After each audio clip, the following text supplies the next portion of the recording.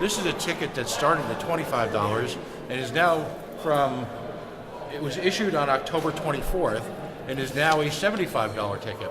And what can be done from your perspective? And I understand you're not a legislator, you're here at a very human level to make the system approachable and better for people. And you've done that for years. But what's your comment about these rapidly escalating fines, which often are what precipitates folks ending up here trying to get their license back? The legislation provides that if the ticket is not paid within 14 days, it doubles. And if it's not paid within 28 days, it triples. That's what the legislation says. I can't remember of one instance in my 30 years on the bench where I imposed a triple fine. So routinely, I think the judges on our court take that into consideration.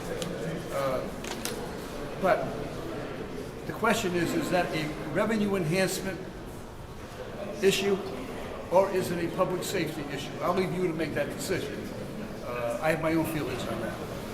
But more importantly is anyone that has ever attended a court proceeding would know that I always inquire as to a person's station in life. Are you married? Do you have children? Are you a single parent? How many children do you have? How old are the children? And in many instances, for example, a classic case is a person would be on public assistance and have 5 children. And that person has fines that have tripled and are $500. So what do? Do I have the license suspended so you can't drive the kids to school? So we have taken all of that into consideration. I might take this opportunity to say this. There are people from all over the world because of social media that send in donations to the Providence Municipal Court and ask that the court use those donations to help those who are less able to pay, who are incurring tough times.